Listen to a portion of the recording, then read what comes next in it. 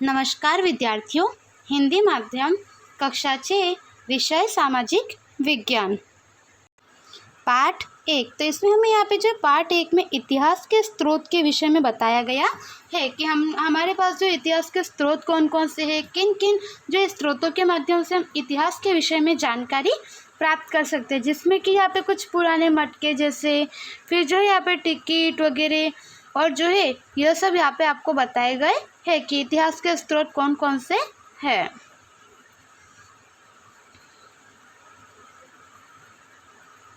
आपके हाथ में हर रोज़ सुबह दैनिक समाचार पत्र आता होगा और उससे रोज़ घटने वाली घटनाओं के बारे में जानकारी भी मिलती होगी। यही घटनाएं समय गुजरने के पश्चात भूतकाल बन जाती है। दोबारा ऐसी घटना होने पर वह समय और तारीख याद आती है। समाचार पत्र में बीती हुई घटनाओं की जानकारी और फोटो देखने को मिलते हैं। ऐसी ही जानकारी या फोटो के आधार पर पूर्व इतिहास के बारे में जानने को मिलता है। तो यहाँ पे हमें क्या बताया गया है कि जैसे हम समाचार पत्र में वगैरह पढ़ते हैं तो ऐसे जो घटने वाली घटनाएं वगैरह है उन सब के विषय में हमें जानकारी प्राप्त होती है। और यही समय जो है, यही घटनाएं जो है कुछ समय हो जाने के बाद जो है भूतकाल बन जाती है। फिर भविष्य में यदि कभी भी इसी प्रकार की कोई घटना होती है तो वह समय और तारीख याद रहती है। तो यह सब जो है हम जैसे किसी भी इतिहास के स्रोतों के आधार पर फोटो या अगर कुछ हो तो उसके आधार पर जानकारी प्राप्त कर सकते हैं। ऊपर दिए गए चित्र क्रमांक 1.1 में सिक्के, टिकट, मुहर, औजार, पक्की मिट्टी, टेराकोट से बने बर्तन आदि के जो है चित्र दिए गए हैं। ऐसे ही चित्र वस्तुओं तथा सिक्कों जैसे स्रोतों के आधार पर इतिहास को जान सकते हैं। किसी भी वर्तमान स्थिति को समझने के लिए भूतकाल का ज्ञान होना आवश्यक है। हमारे आसपास पुरानी इमारतें, किलों, तालाब, मंदिर इत्यादि को देखने या उसके बारे में जानने से हजारों वर्ष पुराना इतिहास जाना जा सकता है। आपको लगता होगा यह किस प्रकार जाना जा सकता है, तो आइए हम एक प्रवृत्ति में करें। तो यहाँ पे हमें बताया गया है कि जैसे सिक्के, टिकट, मुहर, औजार, फिर जो है टेराकोट से बने बर्तन वगैरह जो यह सभी इतिहास के स्रोत है जिनके माध्यम से हम इतिहास के विषय में जान सकते हैं। और किसी भी वर्तमान स्थिति के लिए जो है उसको समझने के लिए हमें भूतकाल का ज्ञान होना आवश्यक होता है।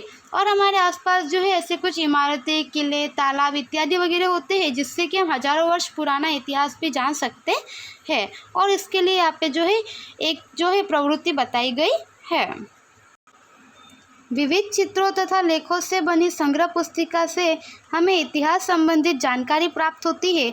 ऐसा आपने सुना होगा, बहुत से लोगों को इस तरह के चित्रों तथा लिखित सामग्री के संग्रह की आदत होती है। आप तो रोज जानकारी एकत्र करते हैं, वह किसी न किसी के द्वारा संग्रहित की हुई थी, तभी आपको प्राप्त हो सकी है। 20वीं सदी के समाप्त होने पर दिसंबर 2000 में लगभग सभी समाचार पत्रों में 20वीं सदी की घटनाओं का चित्रात्मक वर्णन देखने को मिला था, जिसे कि मिलेनियम गैलरी का नाम दिया गया था। तो यहाँ पे हमें क्या बताया गया है कि जैसे किसी भी जानकारी जो है, किसी भी इतिहास से संबंधित हमें जानकारी जो है वह संग्रह पुस्तिका तथा विविध चित्र लेखों के माध्यम से प्राप्त होती है। और 20वीं सदी के समाप्त होने पर जो है दिसंबर 2000 में लगभग जो है सभी समाचार पत्रों में 20वीं सदी की जो भी घटनाएं है वह सभी घटनाओं का चित्रात्मक वर्णन जो है वह हमें देखने को मिला था, जिसे मिलेनियम गैलरी का नाम दिया गया था। चित्रों और लेखों के आधार पर 20वीं सदी की जो है घटनाओं तथा व्यक्तियों के बारे में जानकारी प्राप्त कर सकते हैं। और परंतु हमारा जो है इतिहास तो हजारों वर्ष पुराना है। हमें ऐसा विचार आएगा कि इतने वर्षों के पहले लोग क्या खाते होंगे, वे किस तरह के कपड़े पहनते होंगे, किस प्रकार के घरों में रहते होंगे, अपने जीवन की दैनिक प्रवृत्तियां किस प्रकार करते होंगे। ऐसी अनेक बातों की जानकारी प्राप्त करने के लिए जो है विविध आधारों तथा स्रोतों का सहारा लिया जाता है। आइए ऐसे ही कुछ स्रोतों के बारे में जानेंगे। तो यहाँ पे हमें क्या बताया गया है कि हमारा इतिहास जो है वह हजारों वर्ष पुराना है, जिससे कि हमें यह ख्याल आता है कि पहले के समय में लोग किस प्रकार के घरों में रहते होंगे, वे लोग किस प्रकार का खाते होंगे, किस तरह के कपड़े पहनते होंगे। तो इन सभी के विषय में जो है यहाँ पे हम विविध साधनों और माध्यमों के द्वारा जो है कुछ जानकारी प्राप्त कर सकते हैं। ताड़पत्र और भोजपत्र। तो यहाँ पे जो है आपको ताड़पत्र और भोजपत्र का चित्र जो है यह बताया गया है।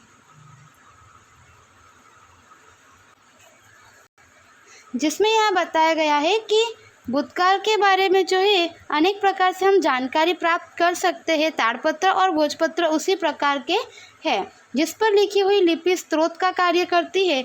बहुधा ऐसे लिपि जो है ब्रह्म लिपि में देखने को मिलते हैं। तो यहाँ पे हमें क्या बताया गया है कि भूतकाल के बारे में जानकारी जो है हम अनेक प्रकार से स्रोतों के माध्यम से वगैरह प्राप्त कर सकते हैं, और ताड़पत्र और भोजपत्र जो है वह भी उसी प्रकार के स्रोत है जिस पर लिखी हुई जो है लिपि स्रोत का कार्य करती है, और ऐसी लिपि जो है हमें बहुधा ब्राह्मी लिपि में देखने को मिलती है। हिमालय में पाए जाने वाले भुर्ज नामक एक विशेष प्रकार के वृक्ष की छाल का उपयोग करके बनाए जाने वाले पत्रों को जो है भोजपत्र कहा जाता है। ब्रह्मलिपि के उपरांत अन्य सभी लिपियां बहुत वर्ष पहले जंतुओं द्वारा नाश कर दी गई है, और फिर भी आज ऐसे कई भोजपत्रों तथा ताड़पत्रों के नमूने हमें मंदिरों, विहारों तथा सरकारी संग्रहालयों में मिलते हैं। उनमें उस समय की राज्य व्यवस्था, राजाओं का लोक जीवन के विषय में अत्यधिक जानकारी प्राप्त होती है। तो यहाँ पे हमें बताया गया है कि हिमालय में पाया जाने वाला भुर्ज नाम का एक विशेष प्रकार का वृक्ष जो है उसके छाल का उपयोग करके बनाए जाने वाले जो पत्र है उसे भोजपत्र कहते हैं। और ब्रह्मलिपि जो है इसके उपरांत भी अन्य कई लिपियाँ जो है वह है जो कि पहले जंतुओं द्वारा नाश कर दी गई है। फिर भी हमें उनके कुछ नमूने जो है वो नमूने हमें यहाँ पे मंदिरों, विहारों और सरकारी संग्रहालयों में देखने को मिलते है, जिसमें कि उनमें जो है उस समय की राज्य व्यवस्था किस प्रकार की थी, राजाओं तथा लोक जीवन जो है किस प्रकार का था, उसके विषय में जानकारी प्राप्त होती है। यहाँ पे भोजपत्र और ताड़पत्र के बाद जो है उन ऐसे कुछ स्रोतों में जो है यहाँ पे विद्यार्थियों जो है शिलालेख और अभिलेख जो है वह हमें देखने को मिलते हैं। तो यहाँ पे अभिलेख जो है उसका आपको यहाँ पे चित्र बताया गया है। प्राचीन काल में कोई भी राजा या शासक जो है अपने तथा अपने सिद्धियों के बारे में जानकारी किसी धातु या पत्थर पर खुदवाकर लिखवाते थे। कोई आदेश या दूसरे राज्य के साथ समझौता करना हो तो वह भी जो है धातु के पत्रे पर लिखवाया जाता था। धातु या पत्थर पर जो है उत्कीर्ण लेखन कार्य आज भी हमें देखने को मिलते हैं। ऐसे लेखन कार्य को अभिलेख कहते हैं। जहाँ ऐसे अभिलेखों का संग्रह किया गया हो उसे अभिलेखागार यानी कि आर्काइव्स कहा जाता है, और वर्तमान समय में भी ऐसे सरकारी अभिलेखागार मौजूद है। उदाहरण के लिए दिल्ली का सरकारी अभिलेखागार। तो यहाँ पे हमें क्या बताया है कि प्राचीन काल में कोई भी राजा या शासक जो है वह अपने तथा अपने सिद्धियों के बारे में जानकारी जो है किसी भी धातु या पत्थर पर खुदवाकर वो लिखवाते थे, या फिर कोई आदेश देना हो या दूसरे राज्य के साथ समझौता करना हो तो वह भी धातु पर लिखवाकर जो है पत्रे पर लिखवाया जाता था। तो धातु या पत्थर पर उत्कीर्ण जो भी लेखन कार्य है वह हमें आज भी देखने को मिलते हैं, और ऐसे ही लेखन कार्य को जो है उसे हम क्या कहते हैं, अभिलेख। और जहाँ अभिलेखों का संग्रह किया जाता है, सारे अभिलेखों को संग्रह करके रखा जाता है, उसे हम अभिलेखागार कहते हैं, जो कि वर्तमान में जो है दिल्ली में मौजूद है। यहाँ पे आपको कुछ जो है बर्तन तथा हथियार जो है कुछ प्राचीन समय के वह बताए गए हैं जो कि स्रोतों के रूप में माना जाता है।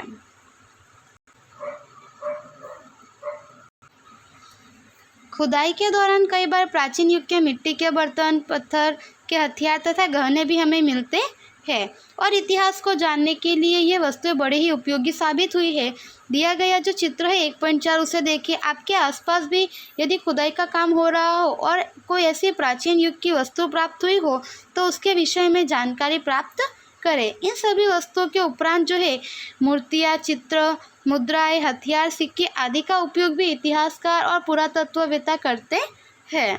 यानी कि प्राचीन समय की मूर्तियाँ, सिक्के, शिलालेख, ताम्रपत्र, चित्र इत्यादि के आधार पर इतिहास के बारे में जान सकते हैं। तो यहाँ पे हमें क्या बताया गया है कि जैसे प्राचीन समय के इतिहास के विषय में जानना हो तो जैसे कि मूर्तियाँ, चित्र, मुद्राएं, हथियार, सिक्के और शिलालेख, ताम्रपत्र वगैरह जो है इन सभी के द्वारा हम जान सकते हैं।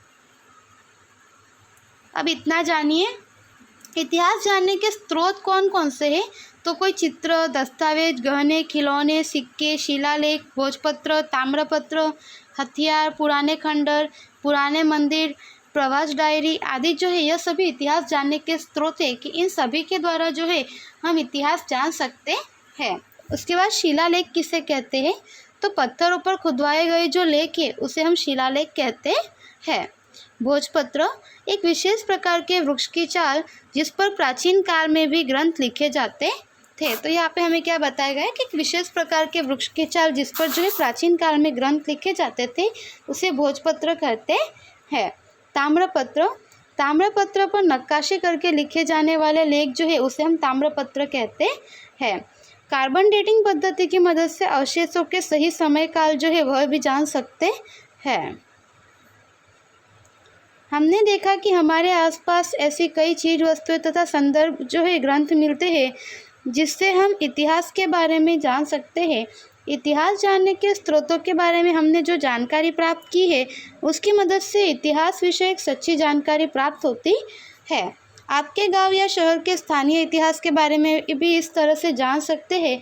आइए हम अपने गांव या शहर के बारे में विविध स्रोतों को इकट्ठा करके जानकारी प्राप्त करें। तो यहाँ पे हमें क्या बताया गया है कि जैसे हमने अभी जो जाना कि मूर्तियाँ, किले, इमारतें वगैरह जो है, शिलालेख, ताम्रपत्र वगैरह, चित्र, दस्तावेज, इन सब के माध्यम से जो है हम इतिहास के विषय में जान सकते हैं।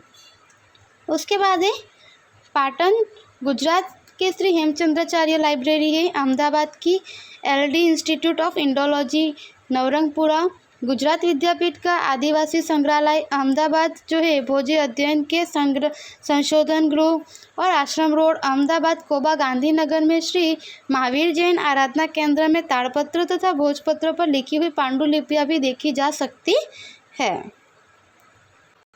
तो विद्यार्थियों, हमारा ये पाठ यहाँ पे पूरा होता है। आपको यहाँ पे स्वाध्याय दिया गया है जो नोटबुक में लिखना है। धन्यवाद।